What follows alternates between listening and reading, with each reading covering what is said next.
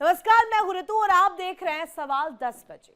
आज इस खास बुलेटिन में आपको बताएंगे कि कैसे दुनिया भर में इस वक्त चर्चा की जा रही है उस खतरनाक मोड़ को लेकर के जो कि वर्ल्ड वॉर को कहीं ना कहीं भड़का सकती है। दुनिया एक बार फिर से खतरनाक मोड़ पर खड़ी है।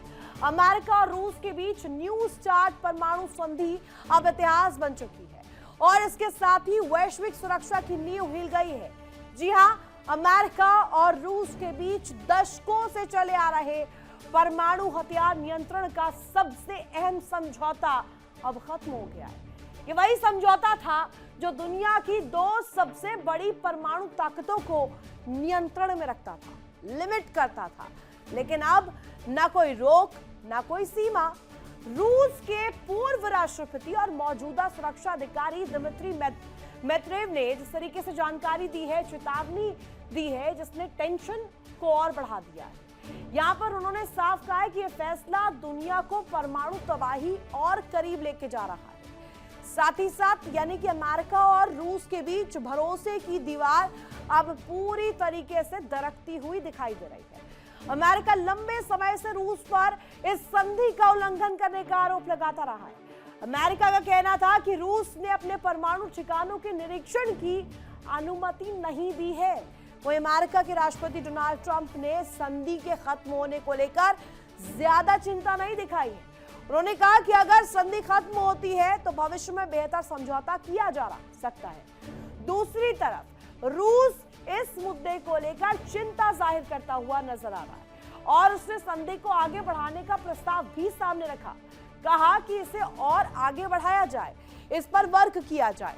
हालांकि विशेषज्ञों का अलार्म भी इस बीच तेज हो गया है।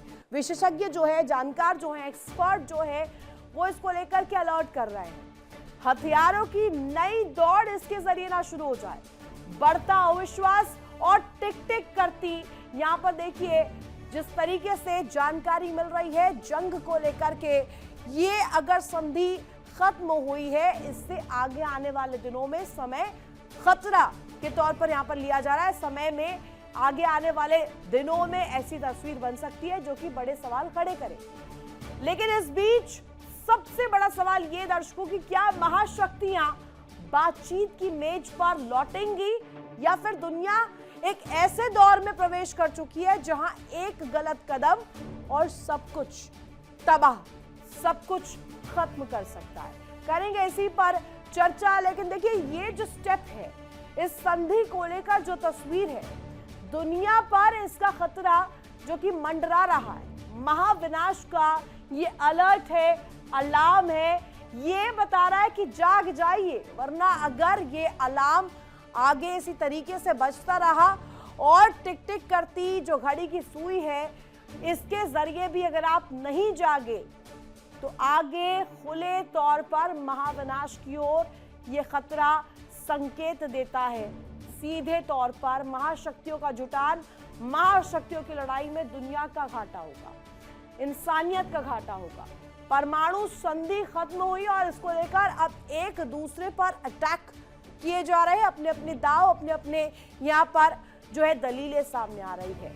लेकिन इस बीच कहीं ना कहीं जो बड़ा सवाल खड़ा होता है वो इंसानियत को लेकर खड़ा होता है, दुनिया को लेकर खड़ा होता है, जिसमें कहा जाता है कि खतरे की घंटी उन लोगों के लिए है जो कि मासूम हैं। अभी दुनिया में हमने देखा है कि जैसे कि अलग अलग वॉर फ्रंट्स पहले से ही खुले हुए हैं, चाहे यूक्रेन को लेकर जिक्र करें या रशिया को लेकर। रूस यूक्रेन युद्ध चल रहा है।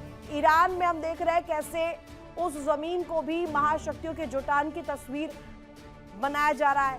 हमारे साथ खास मेहमान जुड़े हुए हैं, उनसे करेंगे बड़ी चर्चा। Retired group captain Ashish Sahay sir, रक्षा विशेषज्ञ के तौर पर, कर्नल टीपी त्यागी रिटायर्ड रक्षा विशेषज्ञ के तौर पर हमारे साथ कनेक्ट है। Group captain UK Devnath sir आपको तस्वीर में नजर आ रहे होंगे, और साथ ही साथ पाकिस्तान से पत्रकार है हुसैन जावेद जी हमारे साथ कनेक्ट। सबसे पहला सवाल त्यागी सर आज आप ही से, ये जो दुनिया में महाविनाश का एक तरह से अलार्म बज रहा है, टिक टिक करती घड़ी की सुई जो है दिखा रही है कि आने वाले दिनों में अगर नहीं जागे तो पूर्णतः महाविनाश आएगा।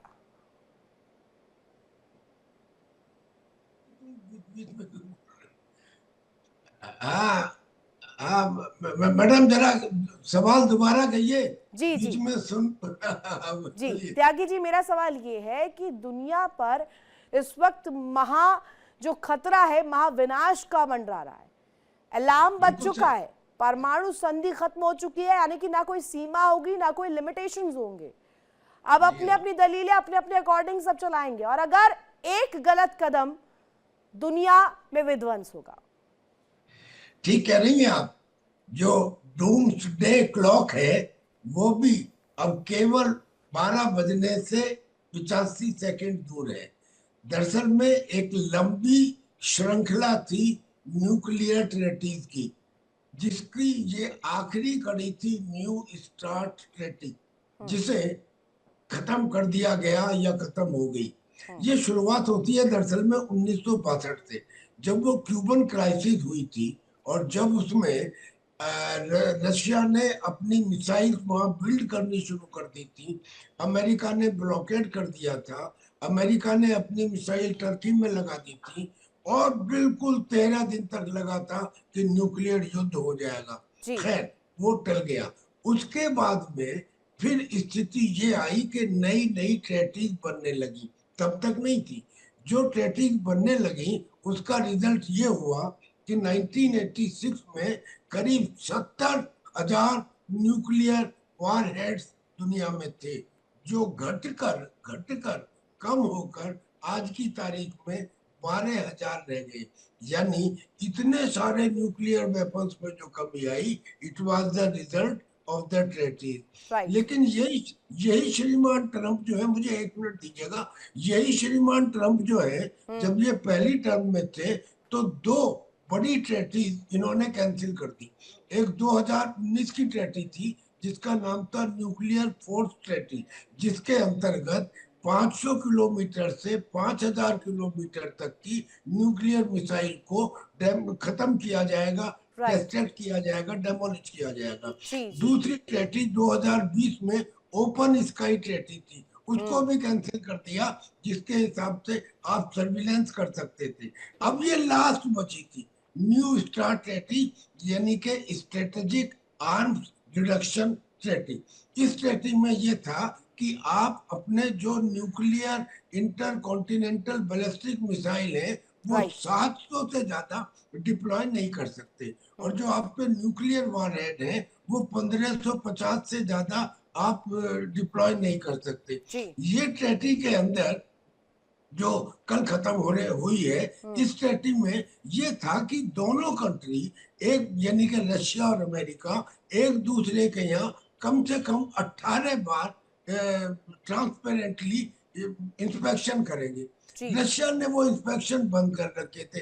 अब रशिया एक ऐसा जटिल सिचुएशन है कि वो हाँ भी कहता है, ना भी कहता है। मैं एक जरा सी कहानी सुनाता हूँ 10 सेकंड की, जी। कि एक बड़े बिजनेसमैन ने कहा कि देखो, ये अंगूठी जो है ये 50,000 डॉलर की है। पुतिन ने उस अंगूठी को अपने पास लिया और कहा इस अंगूठी से कोई मर भी सकता है। अपनी जेब में रख लिया जब उसने वापस मांगी, और कुछ दिनों बाद जाके ये भी कह दिया कि अरे वो अंगूठी तो पीतल की थी। यानी कि रशिया ये ने ये भी कहा कि हाँ ये ट्रेटी आगे बढ़नी चाहिए, मगर अलाउ भी नहीं किया अमेरिका को कि वहां राइट। आके उन्हें इंस्पेक्ट करे। खैर, ये खत्म हो गई। अमेरिका कहने लगा कि जी हम तो न्यू ट्रेटी कर लेंगे। अरे भाई साहब, नई ट्रेटी करने के लिए नया एक दूसरे के साथ में ट्रस्ट एस्टेब्लिश करना पड़ता है। 10-12 साल लगते हैं। ऐसे नहीं होती कि न्यू ट्रेटी हम कर लेंगे। यानी कि आज की तारीख में दुनिया एक बहुत बड़े न्यूक्लियर ब्लास्ट के मुहाने पर खड़ी हो गई है, क्योंकि इसकी वजह से चाइना और बीच में आ गया। ठीक है त्यागी सर, आप जैसा कि कह रहे हैं और आपने ट्रंप का जिक्र किया, ट्रंप तो अभी बेकाबू हो चुके हैं। उनके पास अभी कहा जाए तो कोई एक लिमिटेशन नहीं है कि वहां जाकर वो स्टॉप हो जाए। वो जो कर रहे हैं वो रात को कुछ और सोचते हैं, दिन में कुछ और करते हैं, ट्विटर पर कुछ और होते हैं, सामने से कुछ और होते हैं। हुसैन जावेद जी कनेक्ट है पाकिस्तान से मेरे साथ। हुसैन जावेद जी, हम देखते हैं कि ये जो ट्रीटी है, संधि है, इसे अब खत्म करने को लेकर तस्वीर आ गई है। यानी कि अब ना लिमिटेशंस होंगे, ना कोई एक बॉर्डर लाइन होगी। अब अगर एक कोई भी देश, एक कोई भी महाशक्ति एक गलत स्टेप उठाता है, वो महाविनाश लाएगा पूरी दुनिया में इंसानियत के लिए। अब ये बताइएगा पाकिस्तान इसमें क्या सोचता है, क्योंकि पाकिस्तान को तो हमेशा आतंकवाद, टेरर, साथ ही साथ एक ऐसे ग्राउंड के रूप में हमेशा से रखा गया है जहां पर महाशक्तियों का जुटान होता है, महाशक्तियां आमने सामने आ सकती हैं। पाकिस्तान क्योंकि सभी के साथ उसी तरीके का बॉन्ड या रिलेशनशिप जैसा भी कहा जाए, डिप्लोमेसी अपनी रखता है। बहुत शुक्रिया आपका मैम कि आपने मुझे इनवाइट किया, और जितने भी हमारे गेस्ट हैं उनको भी सलाम। मैं समझता हूँ कि त्यागी जी ने बहुत ही अच्छे अंदाज से पूरा इसका बैकग्राउंड बताया, और आज तक की जो भी इस तरह की सूरत हाल है, खासकर डूम्सडे क्लॉक का जो क्लॉक है, उन्होंने उसका बहुत अच्छे से जिक्र भी किया।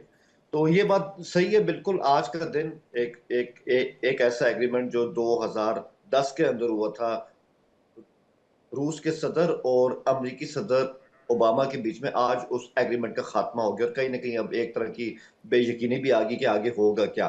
तो जहां पे त्यागी जी ने कहा इस हवाले से, तो मैं समझता हूँ, देखिए ट्रम्प की एक बात तो इसमें, उनकी एक बात में तो वजन है, और वो ये है कि वो ये बात कह चुके हैं कि अब इसमें ना एक नया एग्रीमेंट होना चाहिए जिसमें चाइना को भी शामिल किया जाए, क्योंकि अब देखा जाए तो आलमी सतह के ऊपर ये एक तरह का बिग थ्री है, क्योंकि इसमें रूस भी था, इसमें अमेरिका भी था, लेकिन मत भूलें कि चाइना के पास 600 के करीब जो है वो न्यूक्लियर वॉर हेड है, और अगले 4 से 5 साल के अंदर वो 1000 हो सकते हैं।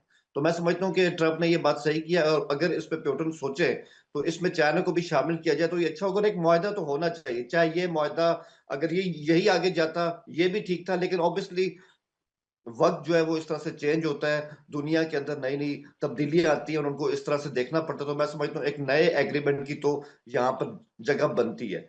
आपने पाकिस्तान के हवाले से बात की, ऑब्वियसली हमारा भी इस हवाले से मौकिफ यही रहा है कि ये जो इस तरह का एटमी असला होता है, चाहे आप उसमें एटॉमिक मिसाइल की बात करें, आप उसमें न्यूक्लियर वॉरेट की बात करें, दुनिया के अमन के लिए तो खतरा ही होता है। ऑब्वियसली इससे कोई इतना ज्यादा भला होता नहीं है, लेकिन वही बात है ना कि दुनिया का जो ग्लोबल ऑर्डर है वो इतना उलझ चुका है पिछले 30-40 साल के अंदर, के कुछ मुल्क जो ये शक्ति हासिल कर चुके हैं, उसमें इंडिया भी शामिल है, उसमें पाकिस्तान भी शामिल है, उसमें इसराइल भी शामिल है, ये हम सबको पता ही है। और जो बिग पावर्स हैं वो तो है ही हैं।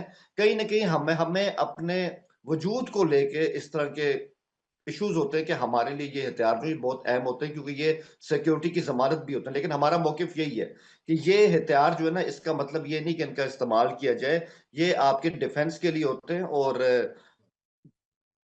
इसका यही मतलब है यहाँ पे। जावेद जी, आपने एकदम बहुत क्लियर कहा है, आपका पक्ष ठीक है, लेकिन पूछा जाए पाकिस्तान के पर्सपेक्टिव से, अभी जो परमाणु संधि खत्म हुई है, अब रूस और अमेरिका, आप पाकिस्तान होने के नाते, त्यागी सर आ रही हूँ, बस 1 मिनट, एक जवाब चाहिए मुझे।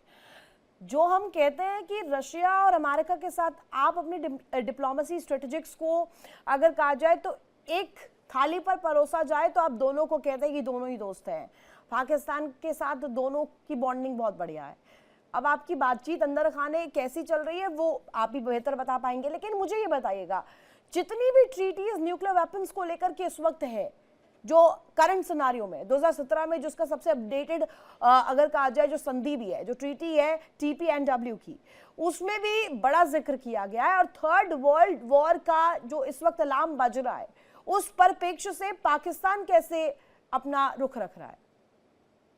देखिए मैम, बहुत ही सिंपल सी बात है कि आपने यहाँ पे टर्म इस्तेमाल की थर्ड वर्ल्ड वॉर और उसके हवाले से होने वाले खतरात। तो सिंपल सी जी। बात है, कोई मुल्क नहीं चाहेगा, पाकिस्तान के कोई मुल्क भी नहीं चाहता कि इस तरह का एक और आलमी युद्ध हो, जो उससे पहले दुनिया ने 1914 में देखा, उसके बाद 1939 में देखा। तो ये तो किसी के हक में नहीं है। जी। हम यही चाहेंगे कि इस पे ये जो मसला ये बातचीत से हल होना चाहिए। और स्पेशली देखें, सबसे इंपॉर्टेंट चीज ये है कि अगर आप इन पूरी ट्रीटीज का जायजा लेना, इसमें कई ट्रीटीज ऐसी भी रही कि समंदर की तह में भी इस तरह के धमाके होते हैं, आउटर स्पेस के अंदर भी होते हैं। तो सबसे इंपॉर्टेंट चीज है जो आपका प्लेनेट है, इसको किस तरह ज्यादा से ज्यादा हम सेव कर सकते हैं। क्योंकि देखिए, कहने को तो कोई भी मुल्क जो है वो अपने टेस्ट इस तरह कर लेता है, लेकिन उसका जो इम्पैक्ट होता है हमारे प्लेनेट के ऊपर वो इतना अच्छा होता नहीं। इस हवाले से भी सबको काम करने की जरूरत है। थर्ड वर्ल्ड वॉर बिल्कुल नहीं होनी चाहिए, किसी तौर भी नहीं होनी चाहिए, दुनिया के हक में नहीं है। तो हम भी बिल्कुल इसमें जो है यही कहेंगे।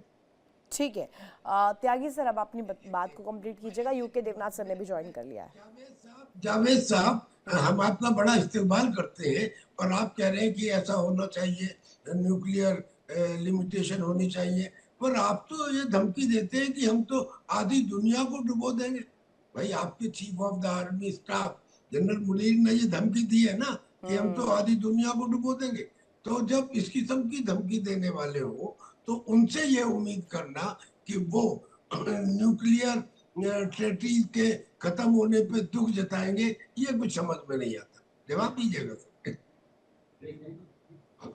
जावेद जी। सर मैं इसका यही जवाब जी मैं इसका यही जवाब दूंगा एक लाइन के अंदर कि देखिए सर, इंटरनेशनल रिलेशंस के अंदर आपने कई दफा अपना परसेप्शन भी सामने इस तरह से लाना होता है कि कुछ हमारी इस तरह की लिमिटेशंस है, इसके आगे हम कुछ भी कर सकते हैं। हकीकत में आप ऐसा करना नहीं चाहते, लेकिन इम्प्रेशन आप ऐसा शहबाज दे शरीफ सकते के लिए, हैं। आसिम मुनीर के लिए लिमिटेशंस नहीं है क्या? पाकिस्तान कोई दूसरे गोले का थोड़ी है, पाकिस्तान यहाँ अर्थ का ही है ना, दुनिया में ही है ना, तो नियम तो आपको देखिए मैम, भी निभाने होंगे। आप थोड़ी कह देंगे कि आप दुनिया को डुबो देंगे, अगर एक स्टेप हुआ तो उड़वा देंगे दुनिया को। इस तरीके की धमकियां, ये नहीं शोभा देखिए, देता है? ये देखें सुने, उसमें सिंपल सी बात है। इसका सबसे बड़ा सबूत क्या है कि 1998 जब सबसे पहले इंडिया ने अपने जो उनके न्यूक्लियर जो थे टेस्ट वो उन्होंने पोखरान के अंदर किए, उसके 13 दिन बाद हमने भी अपने टेस्ट किए।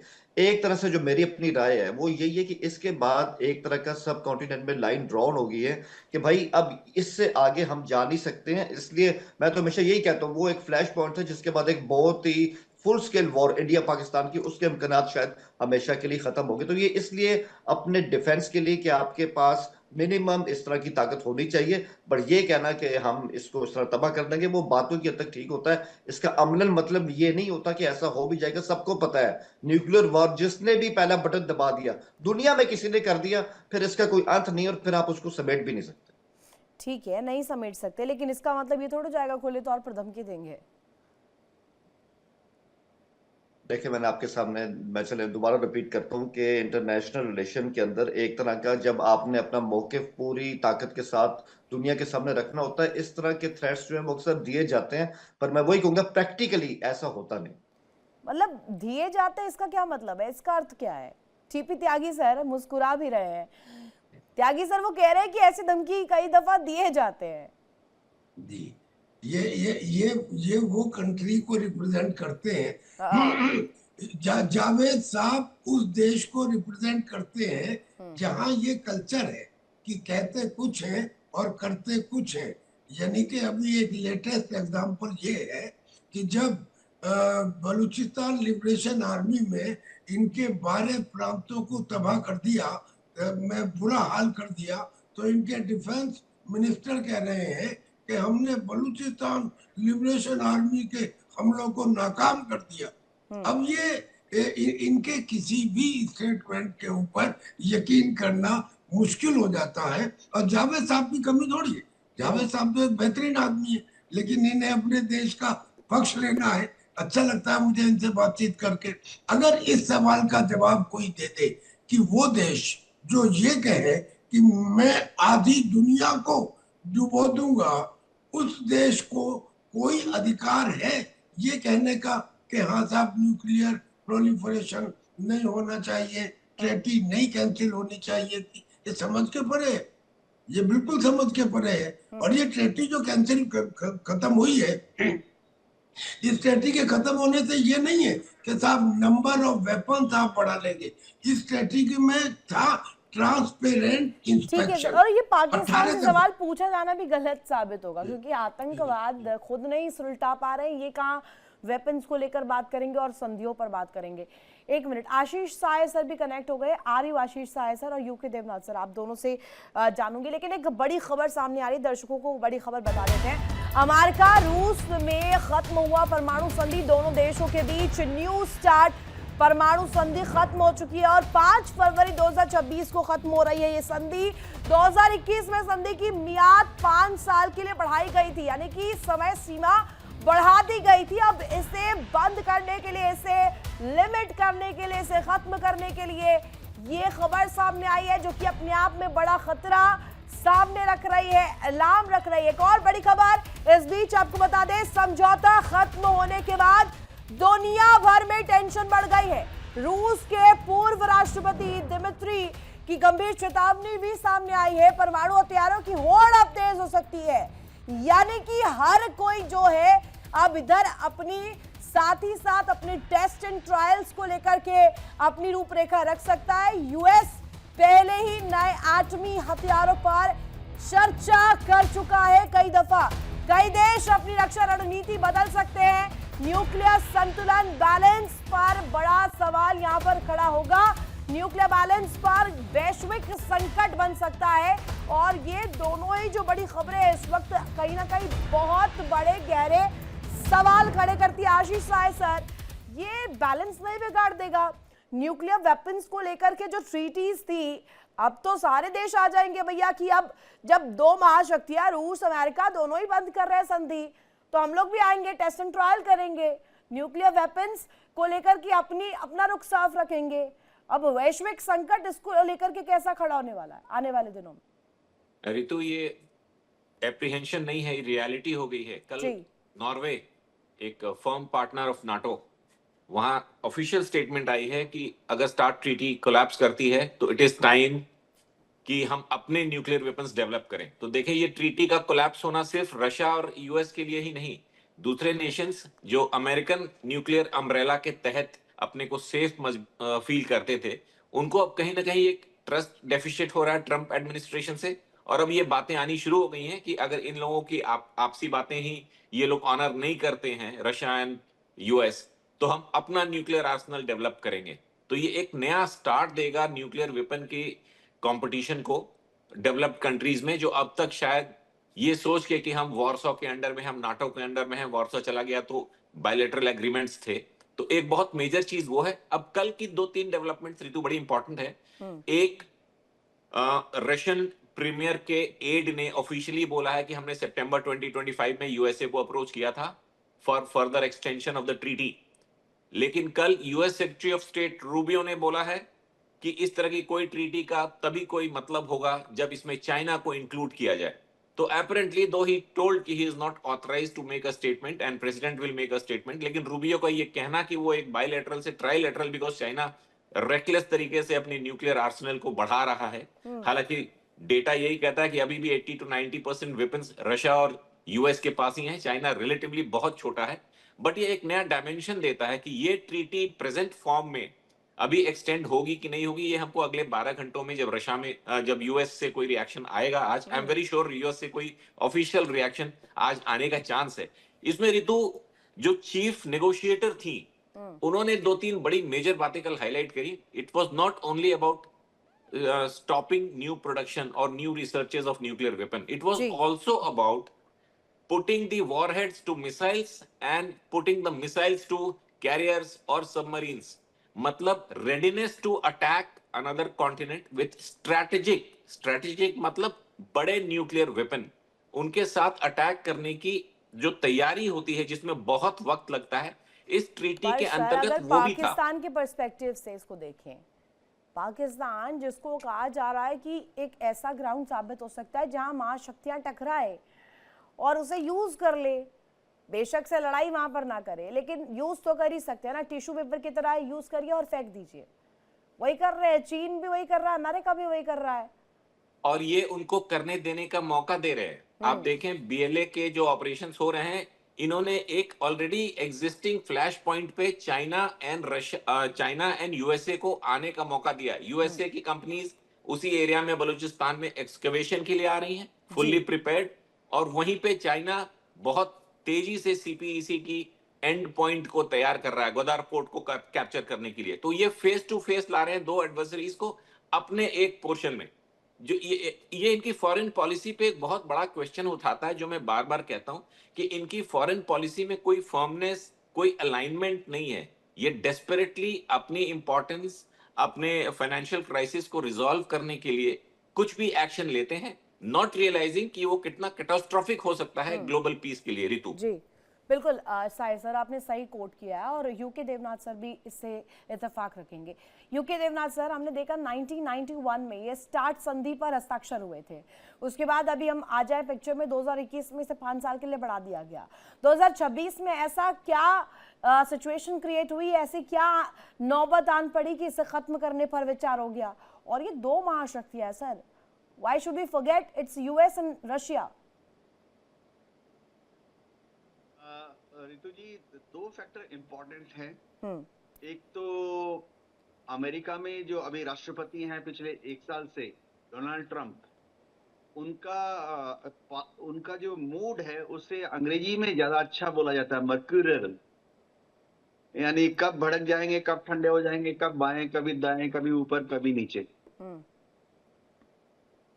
दूसरी फैक्टर जो है वो ये हो गया कि यूक्रेन का युद्ध चल रहा है 4 साल से, और शायद रशिया ने डराने की वजह से, भड़काने की वजह से बार बार ये कहा कि हम अपने न्यूक्लियर मिसाइल्स को न्यूक्लियर वॉरहेड के साथ तैनात कर रहे हैं।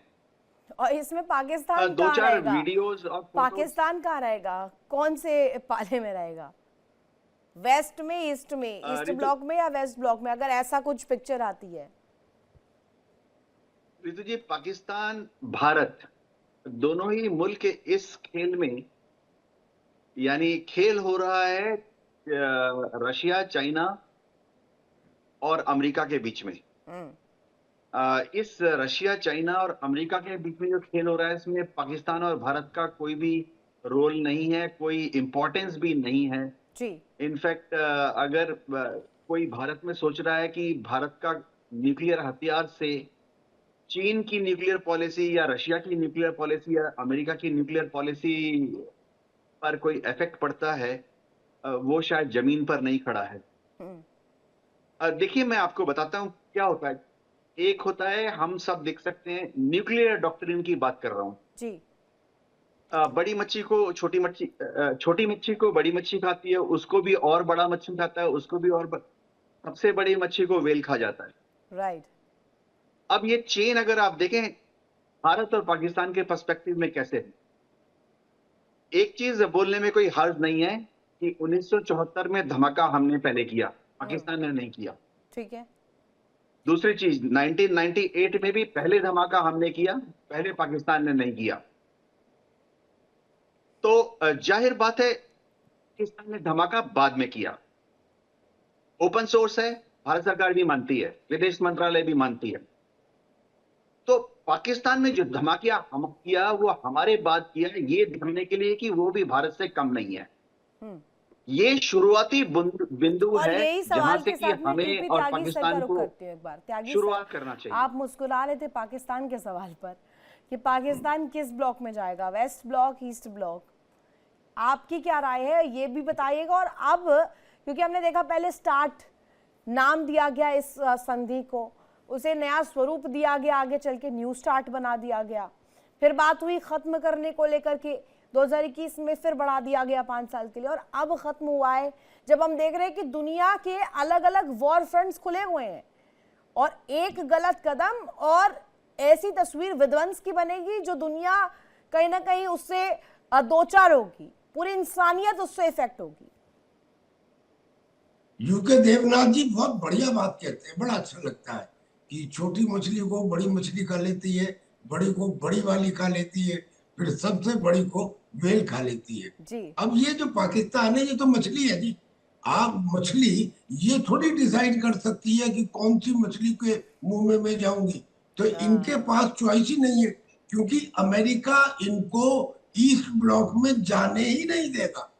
सवाल ये है कि इस वक्त ये बेशक ये कह रहे हो कि हम तो चीन के साथ भी हैं, अमेरिका के साथ भी हैं, लेकिन अगर आप देखिए तो बलूचिस्तान में जिस तरह से इनकी हार हुई है, अच्छा हार हुई है, इनके डिफेंस मिनिस्टर एक्सेप्ट कर रहे हैं, वो कह रहे हैं कि साहब बलूचिस्तान के जो लड़ाके हैं उनके पास वो राइफल है जो $20,000 की है और हमारे पास तो ऐसे हथियार ही नहीं है, और वहां तो त्यागी सर, और सबसे अमेजिंग पार्ट ये है कि ये लोग कहते भी यही है कि हम लोग तो लोन लेते हैं और सजदा करके लोन लेना पड़ता है, झुकना पड़ता है जो लोन लेता है। जी जी। अच्छा, अब इसका मतलब क्या हुआ कि जो सीपीईसी है वो सीपीईसी प्रोजेक्ट तो डोलड्रम में आ गया, यानी कि उसके 62 अरब डॉलर का जो वो प्रोजेक्ट है, जो उसमें तरह तरह के काम हो रहे हैं, और वो तो आगे बढ़ेंगे नहीं अगर बलूचिस्तान अलग होता है। अगर क्या ये लग रहा है, ये लग रहा है, और अगर अलग ना भी हुआ तो वहां की स्थिति ऐसी है कि सीपीईसी आगे नहीं बढ़ेगा। इसका मतलब ये कि चाइना से इनके रिलेशन स्ट्रेन होंगे। अच्छा, अमेरिका से इनके रिलेशन स्ट्रेन हो या ना हो, अमेरिका इन्हें छोड़ना नहीं चाहेगा। कारण यह है कि उसको अफगानिस्तान या ईरान के ऊपर कोई एक्शन करने के लिए एक बेस चाहिए, और वो बेस ये पाकिस्तान जो हाथ जोड़ के सज्जा करते हैं, ये उससे बढ़िया कौन देगा। लिहाजा अमेरिका खुद इन्हें छोड़ना नहीं चाहेगा। नामचारे के लिए वहां पे जो उन्होंने रैकोटिक माइंस दी हैं गोल्ड की और कॉपर की, जो अफगानिस्तान और ईरान के बीच का एरिया है, वहां वो जगह है बलूचिस्तान की, वो माइन जिसके लिए उन्होंने 125 अरब डॉलर का एक्सपोर्ट इंपोर्ट बैंक ने पैसे लगाए हैं जनाब, उसका क्या होगा। लेकिन उसका कुछ हो या ना हो, कुल मिला के बात यह है, कितनी भी एनालिसिस कर लो, अगर ये चॉइस सामने आई कि भाई पाकिस्तान ईस्ट की तरफ जाएगा या वेस्ट की तरफ जाएगा, तो पाकिस्तान के पास चॉइस ही नहीं है, उसको वेस्ट की तरफ इसलिए जाना होगा कि वेस्ट उसे छोड़ना नहीं चाहता, नंबर 1, और नंबर 2 पैसे की मजबूरी, क्योंकि चाइना बगैर मतलब के लोन देता नहीं, और अमेरिका बगैर मतलब के लोन कब से देता आ रहा है, ये समझ लीजिए। बिल्कुल, जिस तरीके से आप जानकारी यहाँ पर दे रहे थे त्यागी सर, मैं यूके देवनाथ सर का एक बार रुख करना चाहूंगी। यूके देवनाथ सर, हम देखते हैं कि एक पूरी टाइमलाइन सामने आती है, एक तस्वीर रूस यूक्रेन को लेकर, एक तस्वीर ईरान को लेकर, एक तस्वीर ग्रीनलैंड को लेकर, एक तस्वीर वेनेजुएला को लेकर, और ये तो कुछ एग्जाम्पल्स मैंने दिए। गाजा पट्टी अलग है, म्यांमार में अलग है, बांग्लादेश में अलग है, नेपाल में अलग है। दुनिया ऐसे मुहाने पर खड़ी है जहां पर यह संधि टूटना, यह खत्म होना, ये बहुत बड़ा सवाल है स्ट्रेटेजिक स्टेबिलिटी को लेकर, न्यूक्लियर वेपन्स की। रितु जी, इसमें कोई शक नहीं है कि दुनिया में कम से कम 10 जगह में अभी फ्लैश पॉइंट हैं। इनमें से कितने फ्लैश पॉइंट न्यूक्लियर वॉर शुरू कर सकते हैं? मात्र एक, रूस और यूक्रेन। जो चीन और ताइवान के बीच में नेक्स्ट बड़ा फ्लैश पॉइंट है, उससे न्यूक्लियर वॉर नहीं चालू होगा। हमास और इजराइल के बीच में जो फ्लैश पॉइंट है वो खत्म हो चुका है, ठंडा हो चुका है। ईरान और अमेरिका के बीच में अभी पर्शियन गल्फ में जो हो रहा है, न्यूक्लियर वॉर आसपास कहीं पे भी नहीं है। बात यह है रितु जी, जब हम न्यूक्लियर वेपन्स की बात करती हैं तो दो अप्रोच हैं। एक तो है माहौल को न्यूक्लियर वेपन की बात करते हुए गर्म करो। ट्रंप और पुतिन दोनों ही इस विचारधारा में यकीन करते हैं। दूसरा तरीका यह है कि न्यूक्लियर वेपन्स का बात करते हुए माहौल को ठंडा करो। अब सवाल यह है कि क्या हम न्यूक्लियर वेपन्स की बात करते हुए माहौल को ठंडा करना चाहते हैं? दुनिया में जो थिंकिंग है वो इस दिशा में अग्रसर हो रही है। पुतिन शायद लास्ट ईस्ट ब्लॉक में, अब तो बचा ही नहीं ईस्ट ब्लॉक, जो कि न्यूक्लियर वेपन्स डिप्लॉय करके यूक्रेन में, बेलारूस में दिखा चुके हैं कि वो डिप्लॉय कर सकते हैं। देखिए, मैं दर्शकों को बताता हूं डिप्लॉय का मतलब क्या होता है। एक होता है एटम बम होना, दूसरा है एटम बम को असेंबल करना। जी। एटम बम में जो बॉम्ब होता है उसको असेंबल करना पड़ता है, फ्यूज, वॉरहेड, एक्सप्लोसिव मटेरियल। फिर इसको एक हवाई जहाज पर, सबमरीन में या लॉन्चर में रखकर डिप्लॉयमेंट पॉइंट पे ले जाना पड़ता है। आप कह रहे हैं उसे जहां से आप अंजाम उसको पर ले लॉन्च जाना एक करेंगे। दूसरा स्टेप होता है। इस प्रक्रिया को अपने डेस्टिनेशन तक पहुंचाना एक अलग चीज होती है। दिखा तो सभी देते हैं, न्यूक्लियर वेपन्स है, छुपा करके भी रखते हैं, अलग चीज है। आ रही हूँ साय सर आपके पास भी, यूके देवनाथ सर अपनी बात को कंप्लीट कीजिएगा, लेकिन मैं कुछ डिटेल दर्शकों को देना चाहती हूँ। ये जो स्टार्ट ट्रीटी है जिसमें न्यूक्लियर वेपन्स को लेकर जिक्र है, अमेरिका रूस की परमाणु संधि पर संकट इसलिए कहा जा रहा है 2025 3 अक्टूबर आई है, ट्रंप ने यूक्रेन को हमले की इजाजत दी। अब इसके साथ साथ ये भी जानकारी सामने आती है 7 जनवरी 2026 नए वर्ष की शुरुआत के साथ अमेरिका ने रूसी झंडे वाले तेल टैंकर को जब्त कर लिया, पकड़ लिया, हाईजैक कर लिया।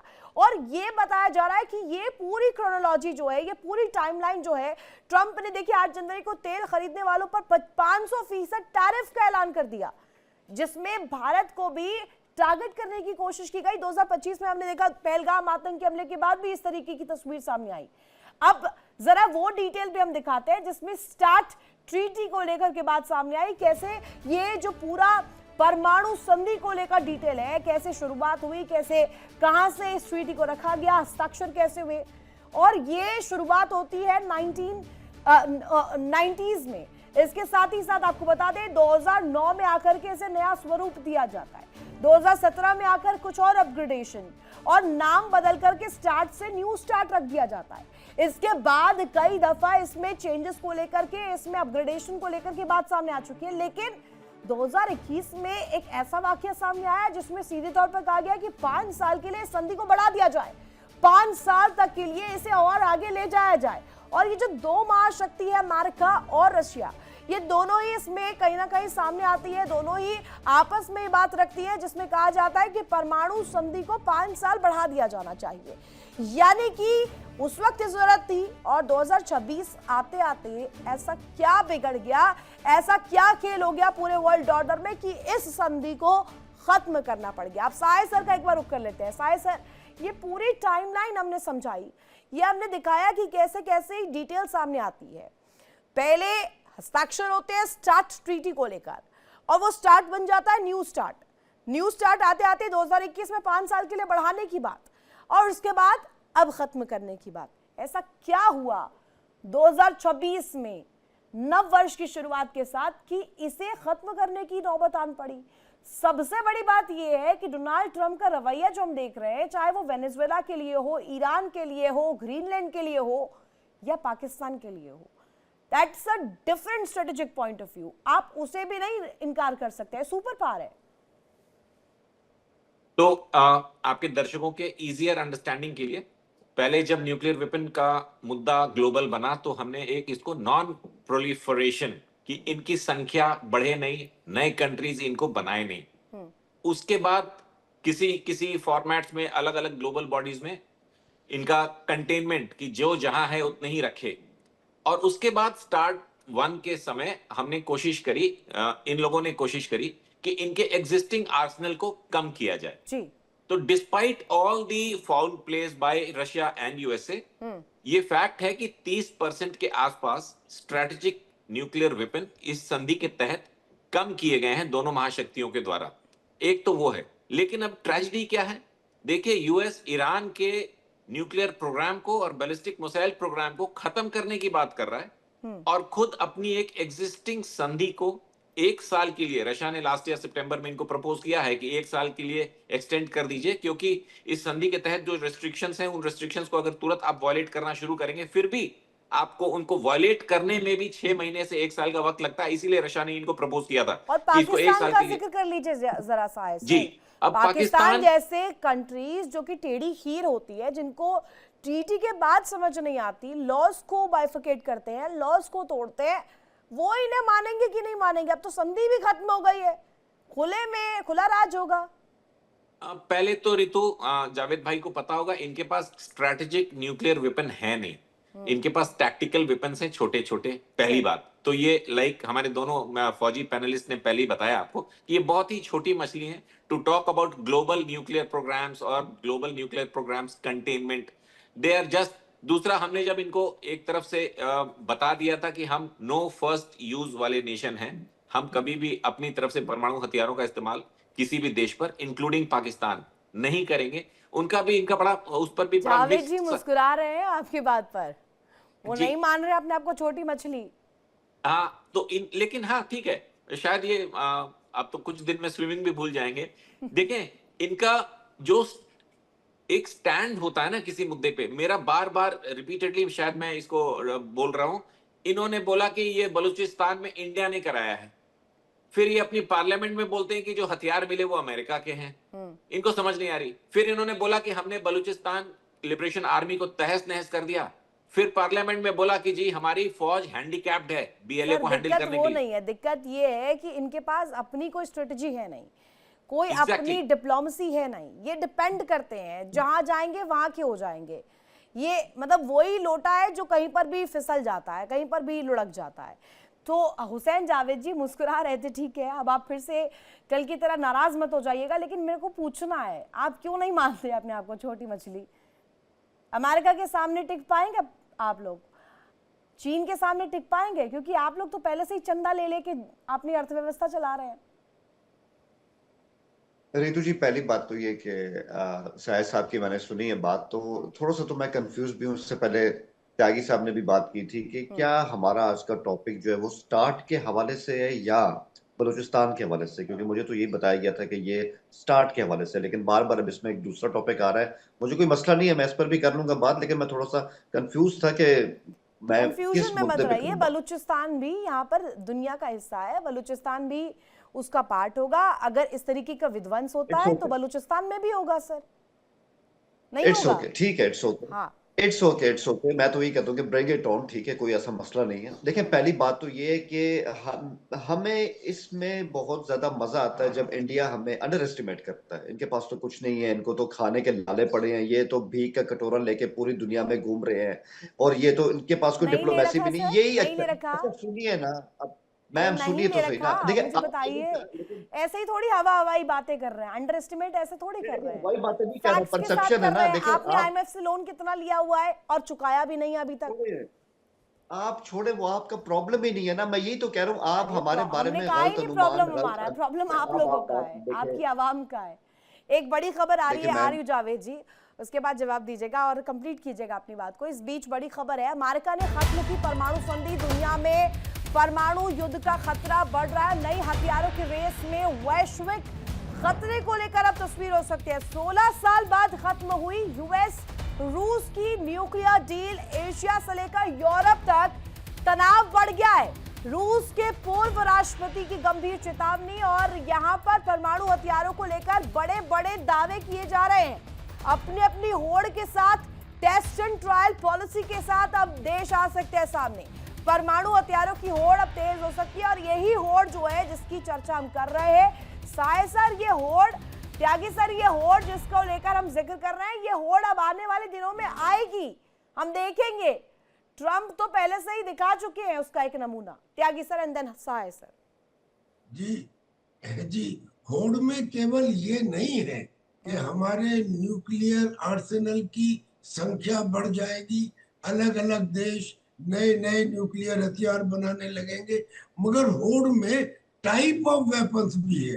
फॉर एग्जांपल, रशिया की स्काईफॉल न्यूक्लियर मिसाइल या रशिया की न्यूक्लियर बेलगोरोड सबमरीन के साथ अटैच होने वाला या डिप्लॉय होने वाला वो न्यूक्लियर टॉर्पेडो पोजिडॉन, जो 200-250 फीट ऊंची लहर समुद्र में उठा सकता है, पूरे के पूरे देश को पानी में डुबो सकता है।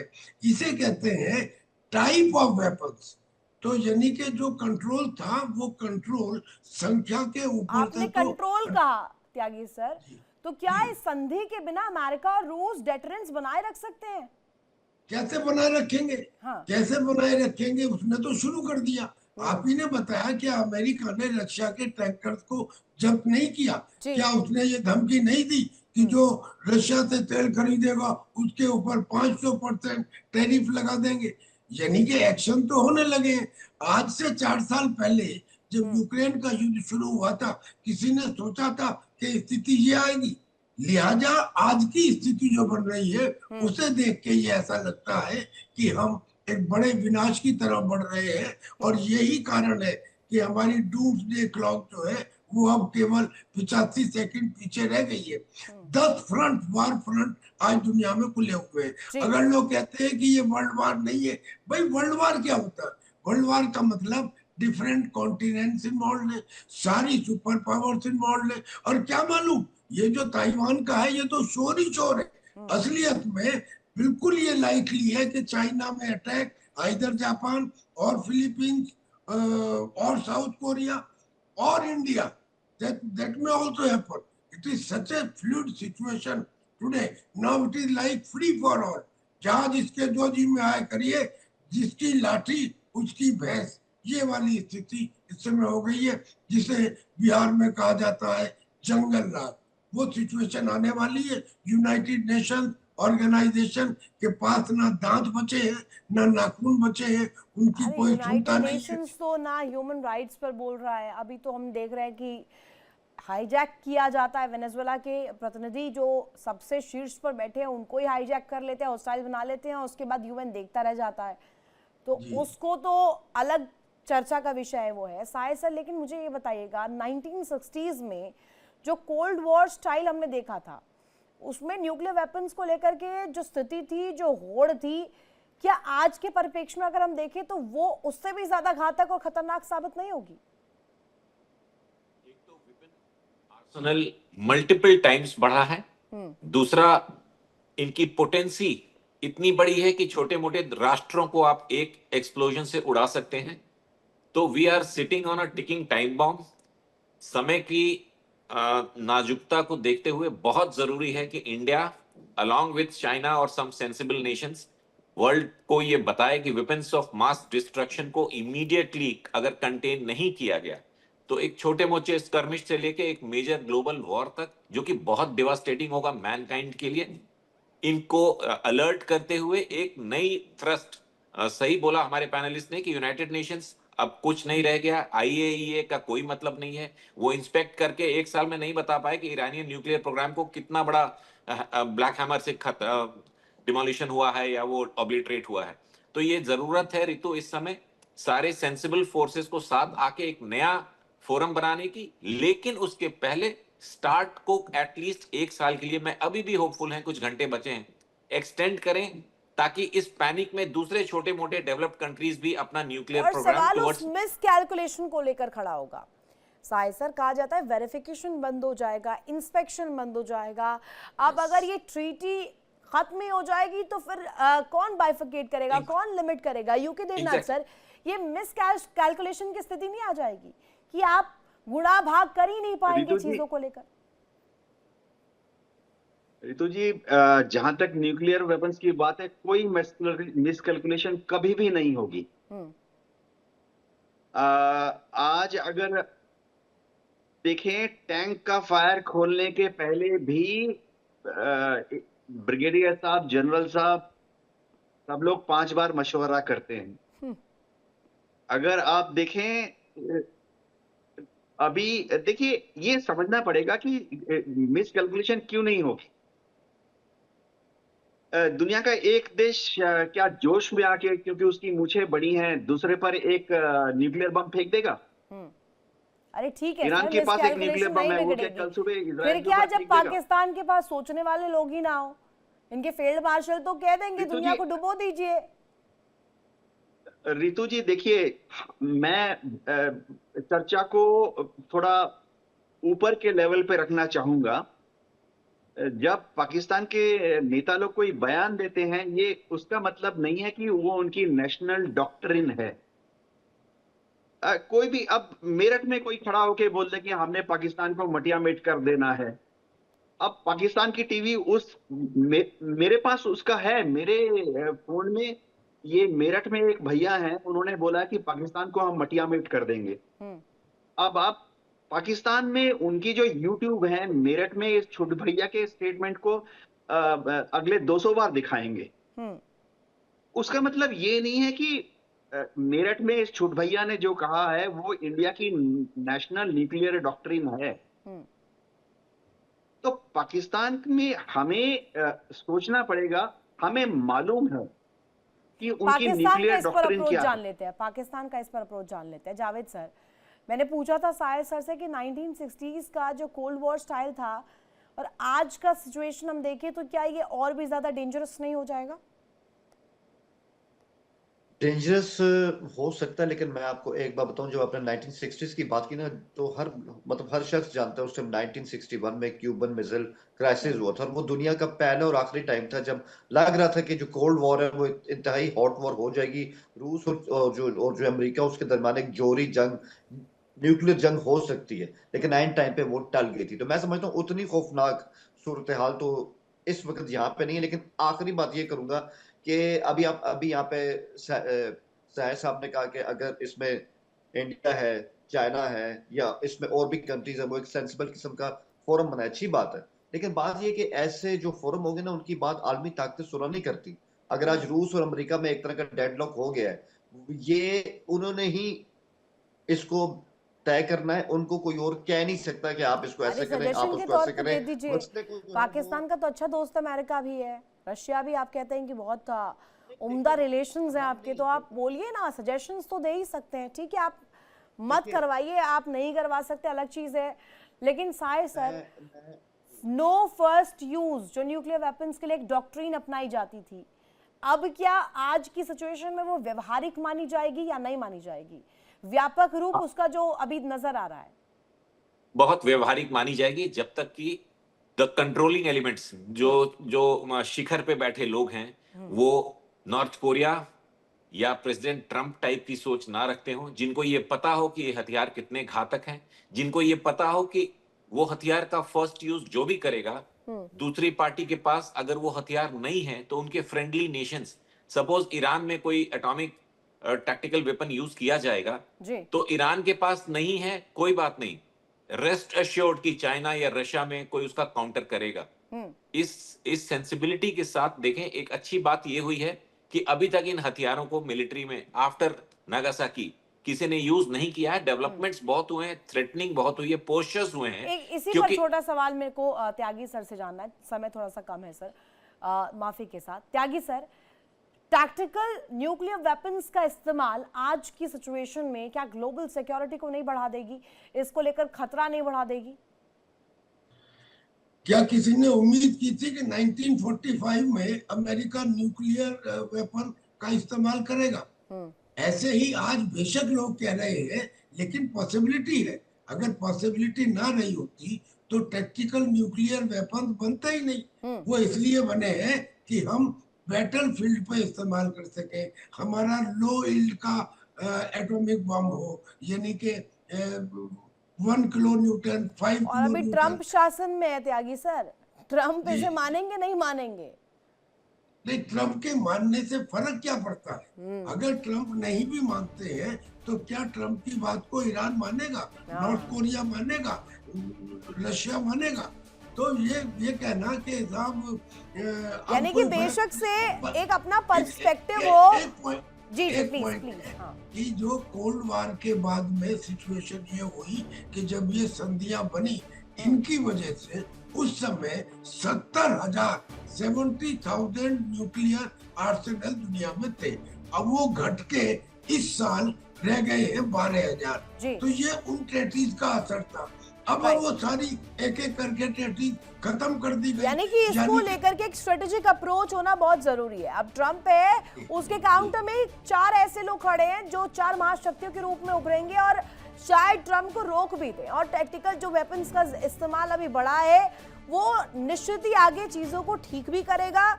मतलब हर सिक्के के 2 पहलू नजर आते हैं, वो इस तरीके से हम इस सिचुएशन को समझ सकते हैं। आप सभी ने कीमती वक्त दिया, बहुत शुक्रिया। मेरे पास समय इतना ही था। हालांकि डिस्कशन बहुत लंबी है, जिसमें परमाणु संधि अगर अमेरिका और रूस के बीच खत्म होती है, इसका असर पूरी दुनिया पर डेफिनेटली पड़ेगा। और आने वाले समय में क्या ये एक अलार्म के रूप में लिया जाए? वर्ल्ड वॉर 3 की चर्चा इस वक्त बहुत व्यापक स्तर पर हो रही है और पूरे वर्ल्ड ऑर्डर में ये चर्चा है, क्योंकि इस वक्त महाशक्तियों के महाजुटान का जो सिलसिला है, चाहे वेस्ट ब्लॉक की बात करें, ईस्ट ब्लॉक की बात करें, काउंटर के लिए लगातार तैयार है। लगातार इसको लेकर के प्रतिक्रियाएं भी आ रही है। यूएन भी इंटरवीन करा, लेकिन उस फोर्स के साथ नहीं जो कि इसे रोक सके।